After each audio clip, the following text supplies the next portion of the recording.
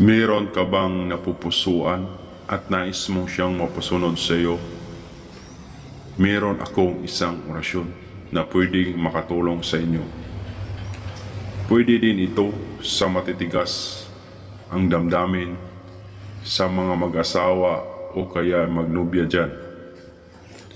At kung mag-aaway kayo ay hindi agad kayo magkabati. Pwede nyo itong gamitin sa inyong mga partner. At kung gagamitin mo po ito sa panliligaw, paalala lang po, huwag gamitin sa hindi nyo gusto dahil hindi ito uubra. Huwag po ninyong abusuhin ang orasyong ito. Sana ay makatulong po ito sa inyo. At kung hindi nyo po ito mapagana agad, kailangan pong debosyonan nyo ito. Narito na po ang orasyon. Una, magdasal ka ng isang Ama Namin, isang Aba, Ginoong Maria, at isang luwalhati. At saka, sunod ang orasyon.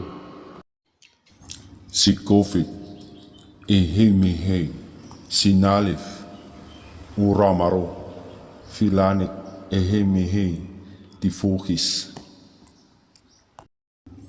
Usalin ito ng 9 na bisis bago ka tuluyang lumabas ng bahay at agad dumiretso sa taong pasusunurin. Hulihin mo ang 2 niyang mata at muling usalin ng 9 na bisis habang nakatingin sa kanya. Hanggang dito na lang po. Salamat sa panunod. God bless us all.